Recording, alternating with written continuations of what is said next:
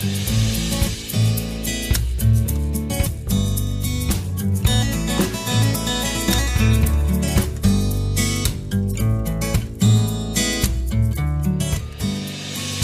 welcome to session 4. We're a little excited about this one.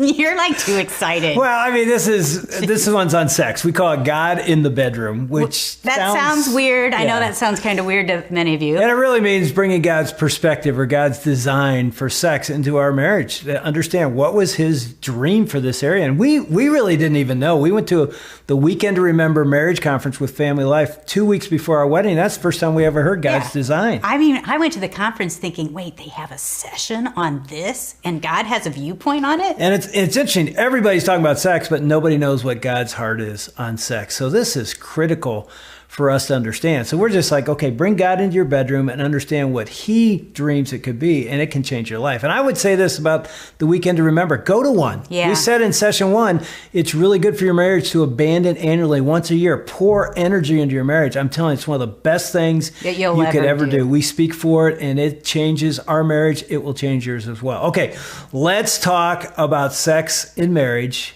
And let's go horizontal. Well, let's not go horizontal. Let's talk about going horizontal. All right. Have a great session.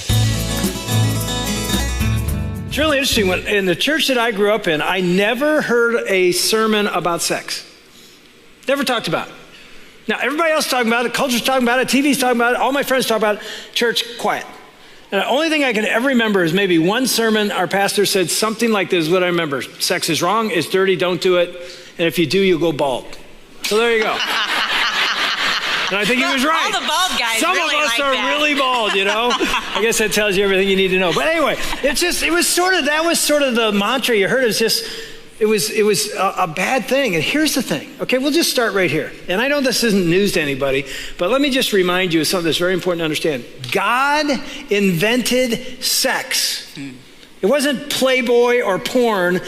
God invented this thing. I remember saying that once at a marriage conference, and some husband in like the third row goes, "Praise Jesus," when I said that. I'm not kidding. His wife is crawling under the chair. But the truth is, this wasn't man-made up. God gave this gift of sex to us as a beautiful gift. Now, here's the thing. Some of us, when we even hear that, are like, it's not a beautiful thing because it's been so hurtful in your life and there's been negative things. I get it. I understand because we have taken something really beautiful and distorted it. And I have sexual abuse in my background. We have sexual past with other people in our background that we regret. So all of us, I would say most of us, have baggage that we carry into a marriage, which is sad. Part of it's just living in this culture, but it affects our relationship with our husband and wife. And so here's what we're going to try to do today. We're going to give you 3 thoughts. Just 3 sort of simple thoughts. I don't think they're anything revolutionary. There's nothing you haven't heard before, but just to frame this topic. And trust me, that we can barely touch on it in 3 thoughts. That's why we put like 4 chapters in the book on this topic. We just thought it's very important thought number 1 is do this. Bring God into your bedroom. That's the first thought. Bring God into your bedroom. And I know that sounds sort of like, ooh, that's creepy. Well, bring God into my bedroom. When I first heard this, when we were married and we went to a Christian conference and they talked about this, I told Dave, I am not bringing God in there. It just felt like that's weird, that's wrong. And I didn't even understand that God invented it. Yeah, and it isn't really bring God in your bedroom. What we mean by that is bring his perspective into your life. That's all we're trying to say. It's like, here's the thing we don't understand about sex. You're bringing any person you've ever had sex with into your bedroom. We're going to explain that in a second, but if you've had sex with anybody, one night stand, your spouse, you name it. I would say even pornography. Yeah, all that is now connected. And so you're bringing that into your bedroom anyway. We're saying, you know what? You need to bring God into this area of our life. That's why the church should be talking about it, because people need to know what is God's perspective on sex. And it's really interesting. You find out in the very beginning, the first book of the Bible is called Genesis, which means beginnings. The very first marriage is between a man named Adam and Eve. I believe they're real people because Jesus referred to them. And if I believe in Jesus, I have to take this as historical truth. And here's what he said. It said, "This is why a man leaves his father and mother and is united to his wife, and they become one flesh." Adam and his wife were both naked, and they felt no shame. I love the no shame part too. Okay. Because I think so often now we carry so much shame in this area. And when God made it, there was no shame. There was just total beauty in it. And I can remember being in seminary, and theologians were trying to say that when it said they became one flesh, that didn't mean sexual intercourse. It just meant that they were one in all areas. And I was like, no, guys, you don't have to dance around this. When you study it in the Hebrew, it means a husband and a wife in the covenant of marriage. God desires that they have sexual intercourse. God doesn't go, oh my gosh, I can't believe it, they're doing it again. No, here's the thing. God invented this. He gave it to us as a gift for married couples. And trust me, if you've never thought of God this way, I want to change the way you think of God. When a husband and a wife in the covenant of marriage make love, God is applauding. Some of you are like, oh, I can't even imagine that. Well, you don't know God then. You've got a bad view of God's perspective of sex. When a husband and wife in a covenant of marriage make love, God is celebrating that. That's a beautiful, beautiful thing. Think about it. If you think about, okay, why did God give us this thing called sex? What are the purposes? Anybody want to yell one out? What's one purpose God would give married couples for sex?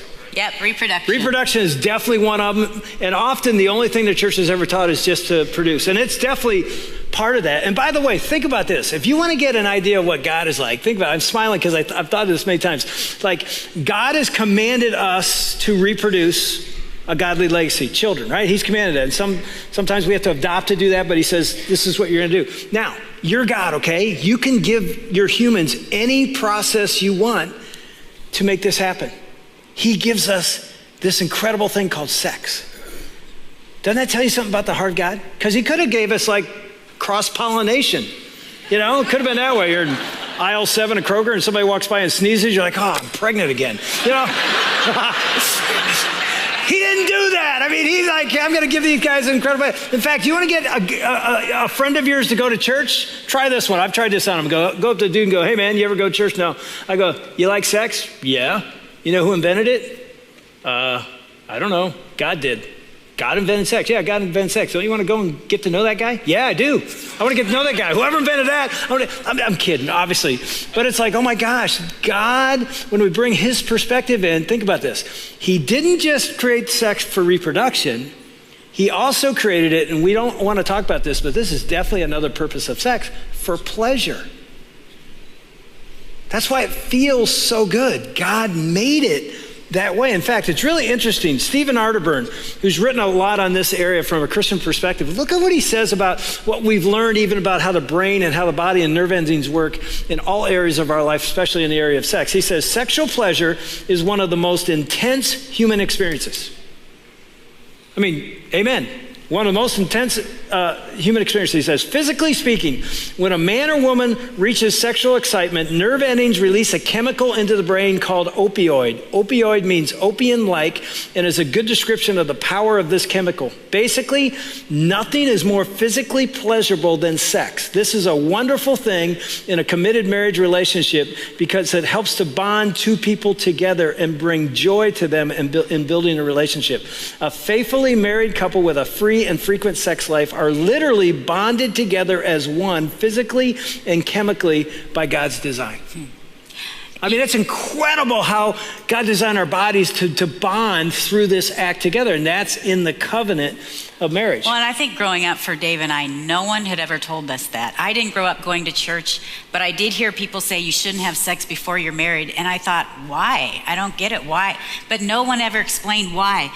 And I wish they would have. I think for us coming into marriage, this has been one of our greatest, we just felt so bad and regretted that we had sex with other people.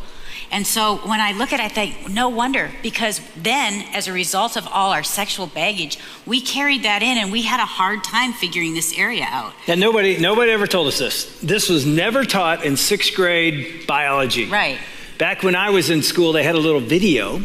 Anybody remember this? And it's like, here are the fallopian tubes. You're like, fallopian tubes, and there are other things, there's like, and it was like the birds and the bees. They never talked about something that's so important. Parents, please hear me on this. You need to talk to your children about this. Sex is not just body to body. It's deeper than that. It's actually soul to soul. That's the way God designed it. It's the most intimate thing you'll ever do with another person. I'm not just talking marriage, a one-night stand, you name it, porn. When you give yourself to another person physically, you're not giving yourself just physically. There's a soul connection. It's that deep. Well, we heard one of our mentors, he was married and he was in his 80s, he and his wife. And I remember him saying, sex in our 80s is better than it's ever been. And we're like, what? And he goes, I'm telling you, you guys don't even get it. Those of you who have been married less than 15 years, you think that sex is all about the physical. And as you get older, it's not about orgasm. It's about the oneness of your soul coming together. Your goal is oneness. And I remember Dave and I looking at each other like, whoa, we've got a lot to learn. Which is sort of exciting. Yeah. That you can continue to grow in this area. But when you think about the soul-to-soul thing, here's what you got to understand. This is the why. This is what should have been said to us when we say keep sex in the covenant of marriage, because it's so delicate, you got to protect this. Mm-hmm. It's really much like fire. In a fireplace, it's awesome. Brings warmth to the room.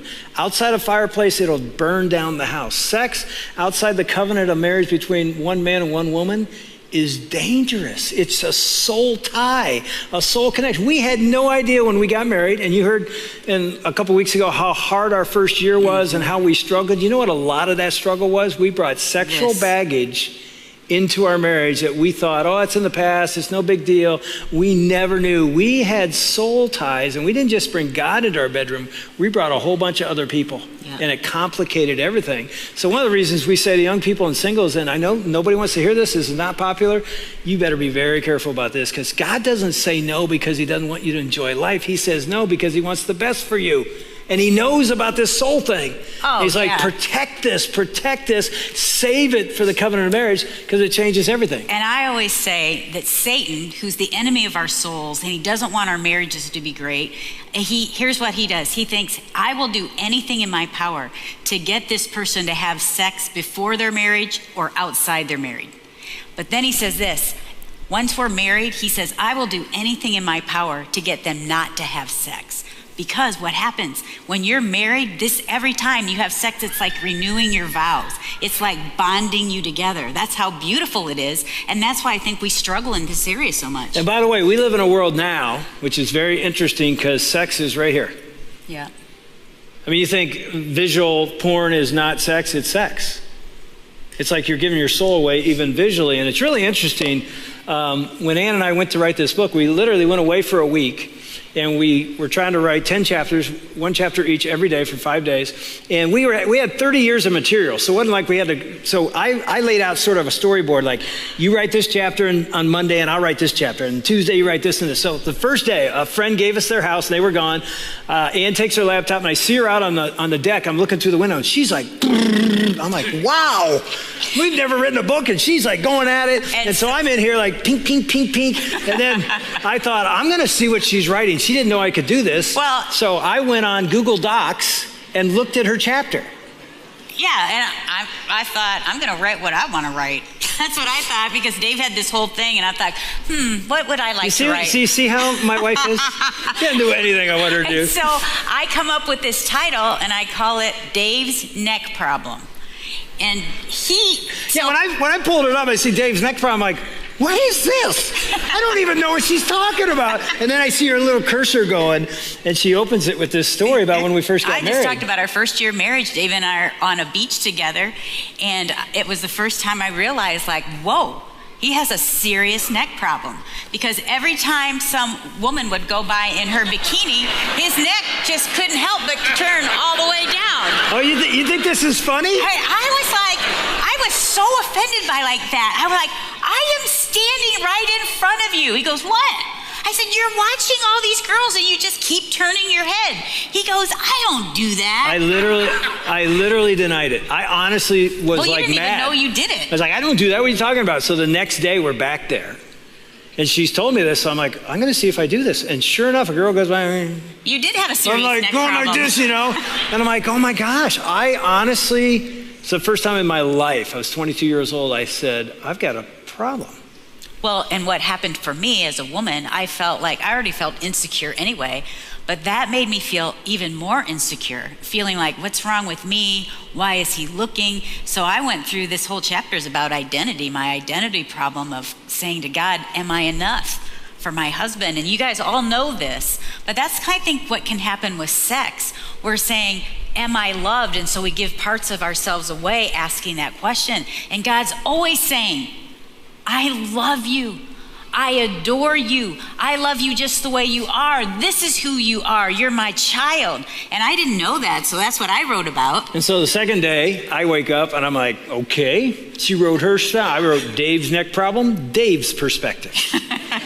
And I wrote my chapter. And neither one of these two were supposed to be in the book. Mm-hmm. And even when we sent them to the publisher, we thought they wouldn't keep them. Yeah, we didn't think they'd ever keep them. They basically said, these are two of the best in there because they're so real and raw. And I got to be honest, in my chapter, and I remember writing about the neck problem and identifying it, and then I was literally sitting there like, okay, am I going to go here or not? And I said, okay, God, I'll go here. So I wrote the rest of the chapter about my struggle with porn. Early in our marriage. Which I never wanted anybody ever to hear, ever. It's just going to be my secret. And it was a secret even to her for 3 or 4 months as I was struggling. And so I wrote a whole chapter on, okay, here's where the struggle started, here's why and how, and here's how I got healed and victory in this. And so it's really honest and raw. And I would say this, that chapter that Dave wrote, I don't know if I've ever read a chapter quite like that, of being so raw and honest and real, especially from a pastor. You guys should get it just because you put some real practical steps in. I remember when we did the audio book, Ann was outside the studio, and I was hard to read that chapter out loud. And then when I walked out, I felt like, I'm not sure I should have put that in the book. And she's like, that's the best chapter in the book. I'm like, I hope so. And so I hope it helps you. And I'll just say this. Here's what I didn't understand about porn. It's soul. It's almost a violation of your vows soul-wise. And we justify it. It's like, I'm not having sex with anybody. Oh, when you think about the soul, you're realizing it's not just body. You're doing something really, really dangerous. And so I would just say this. And the only reason we bring it up now is because I know there's men and women in this room. That's and what I was going to say. Just men. It's not just men. This is women as well. In this room struggling right now. And I'm just going to say this, but go get the book. It gives you a lot more than this. But you've got to tell somebody. And I say today. Because here's the thing. If it stays in the dark wins. Yeah. You will not defeat this if you keep it to yourself. Some of you are saying, well, God and I know God's not enough. Honestly, you got to tell God, but you need to tell a person. I'd say tell your spouse, or if you're too afraid to do that, tell guys you need another man in your life, women you need another woman, and I hope you'll be able to tell your spouse. And if you're single, tell a friend that you can really trust and they will pray for you. And here's what I would recommend to you. 1, pray before you tell your spouse. Pray that God will soften your spouse's heart. Pray that they don't respond the way that I responded, because I was hot. And she should have been. And honestly, you talk about that goes into even more of an identity thing. So it took us a long time to dig through that and to even go deeper into why that was there. Okay, we've been there long enough. Are you good? Wait. Tell them about the Time Magazine thing. Oh yeah, I'll just say this. It isn't just Christians or pastors or the church saying stay away from porn. I don't know if you know that. The secular world is now screaming loudly. Cover of Time Magazine article was young men who've grown up their whole lives with this in front of them. And they're saying, you got to run from porn because it absolutely messes up your brain to the point you can't even get aroused with a real woman, with a real man. It's unbelievable. It's like, so it's an epidemic. Again, it's just a soul issue. All right, so that's the first idea. Bring God in here. And I tell you what, if you take the courageous step to bring something into the light, God can begin the healing process. Yes. That's how it starts. And the second thought would be, it's a John Mayer title, Your Body is a Wonderland. Anybody know that song? Your body is a wonderland. I don't know what he says there, but and what John's trying to do there is say, man, our bodies are so amazingly built by God. And what we're trying to say is, I don't know about the song, but I'm saying this. Your body is uniquely designed by God, differently male and female. It even says in Genesis, he created them male and female. Are men and women different? Yeah, we talked about it last week, sort of laughed about it. And not all men are this way and all women are this way, but there's some generalities. Does this affect the bedroom? Oh yeah, you bet. And so when Ann and I speak at the Family Life Weekend to Remember, and by the way, if you want, you can podcast. Now we're on radio every day of the year, 260 shows a year. We go down to Little Rock and we tape them 4 days a month. So it doesn't change our job here, but man, we're getting into great topics, and you can just go to Family Life and podcast that or listen to it on the radio. It's called Family Life Today. Yeah, and so the weekend that we do with them has a chart on the difference between men and women in the area of sex. I'm going to show you one part of this chart and the attitude that men look at sex this way and women this way. And again, this is generalizations, but men tend to be more physical and women relational when it comes to sex, and men tend to be compartmentalized and holistic. And you could be flipped in your relationship, but this is a generality. So for Dave and I, this is very true for us. Dave kind of runs in compartments, and usually one compartment doesn't affect the other compartment as much. So he could be watching football, and he's totally in the zone, and then we could have a fight, and he's totally in this, and then 30 seconds later, he's done with that, and we could have sex, and he's fine, because that doesn't affect anything. It's not really true. It isn't 30 seconds. It's more like 2 minutes, but it's pretty quick. But women, we can't do that as much generally because we're still like processing that, and we're still processing the thing that happened before that or the day before that. And so you can talk, but I'm going to get this. I wanted to visually show you what this is like. So yeah, I mean, if you saw Ann's tandem thing a couple weeks ago, she's she's the best. She teaches things visually. So she tries to illustrate this way when we do marriage conferences. Well, do the Christmas lights. Oh yeah, so it's sort of like the relational thing is for a guy in the area of sex, it's like a string of Christmas lights. If a bulb or two's out, we don't care. But a woman's like, one bulb's out, that's all done, right? Don't even talk about this, right? So if this was Dave and I, if I would say to Dave, hey, how about tonight is business time? Huh? Which you've never said your entire life. But you can say it tonight, honey. It's Sunday. It's like this is the compartment of sex. And so Dave will be in that compartment. He's upstairs in bed. That's the only thing on his mind. So women. It's like tonight. This is what we are like as women. Here's where we're downstairs. We know that's happening upstairs, but we're like, is there enough milk in the refrigerator for tomorrow morning? What am I having for dinner tomorrow morning? And so we start, I haven't done the laundry, and what about my parents? I haven't talked to my dad in a week, and his health is bad. And Dave, like, he's going to be traveling. What are we doing with that? The boys, gosh, somebody's birthday's coming up. I need to do that. And when they're in school, like, oh gosh, I have a teacher's conference. I haven't read my Bible. I need to read my Bible, prepare for that Bible study. So here I am, and I need to pick up this. And oh, Dave was kind of mean to me this morning. And so here we are. Here's the women. Dave has one thing in his mind, and here we are as women like this. Oh, I'm ready.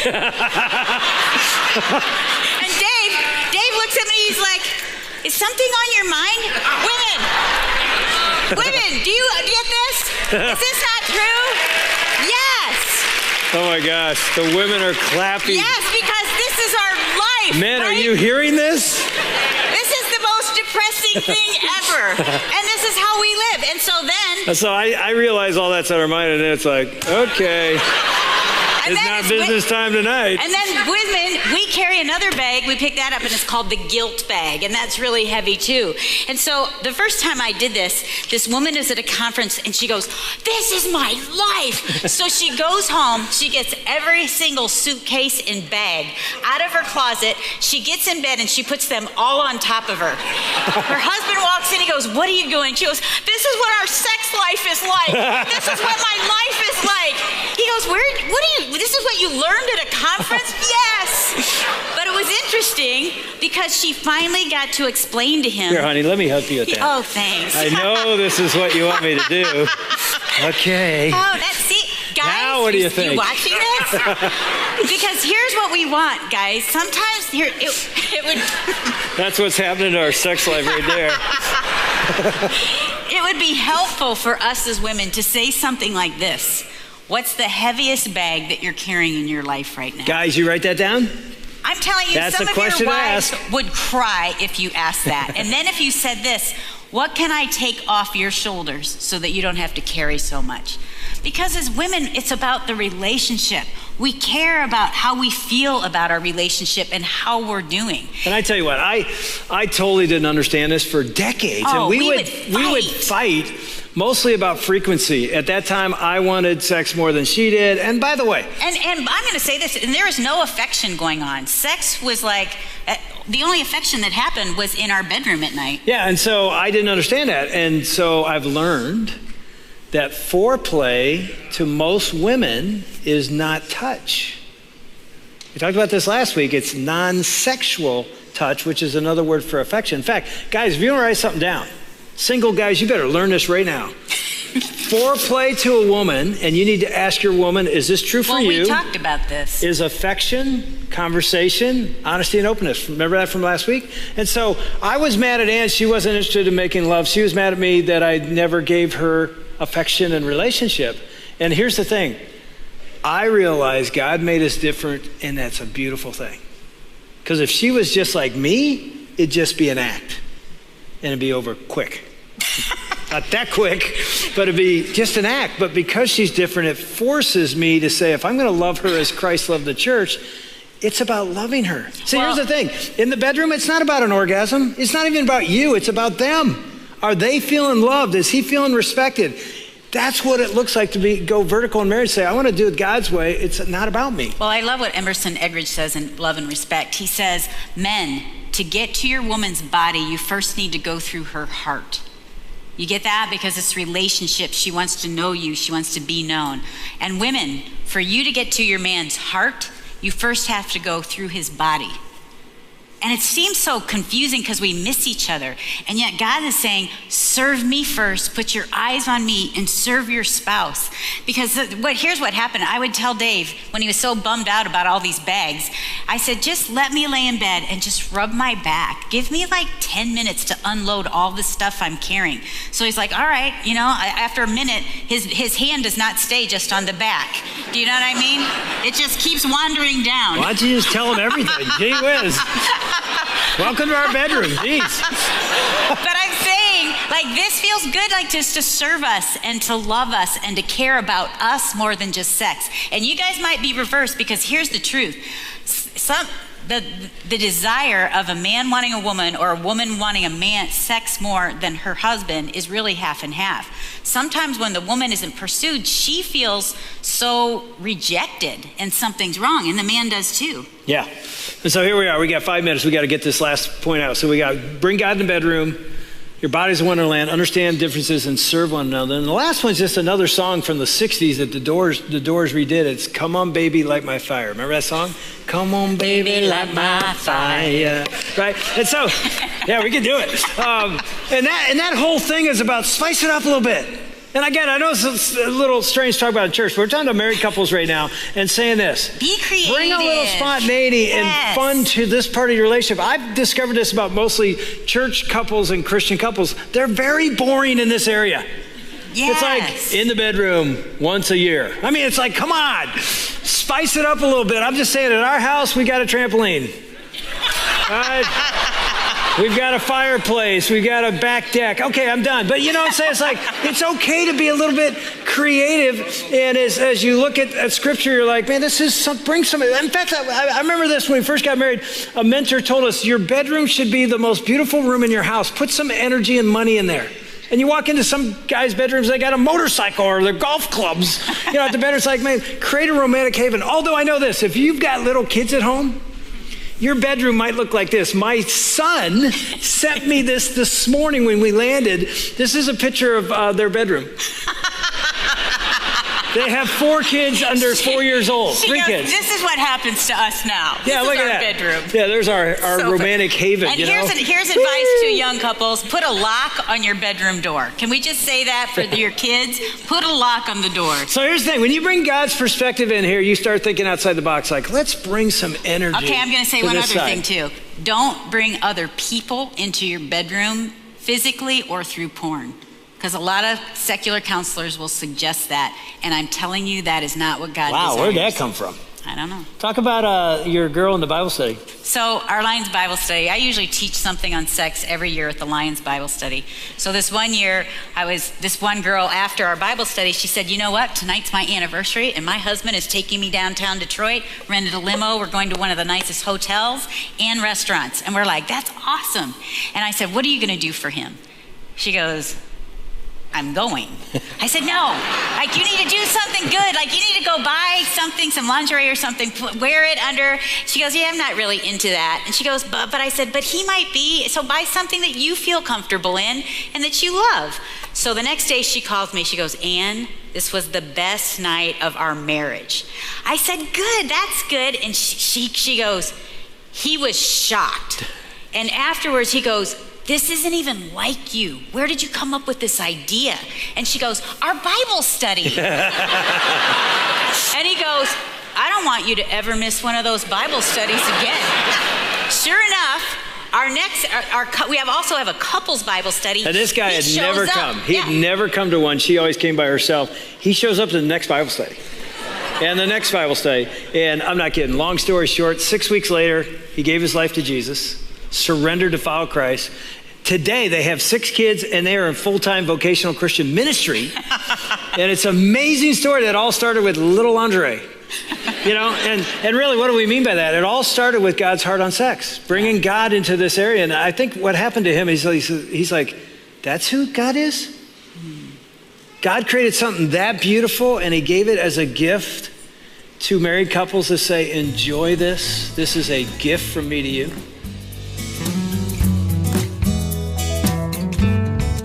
So we covered quite a bit in that session. Yeah, it was good. But I do have a question. Oh, no. Is tonight the night?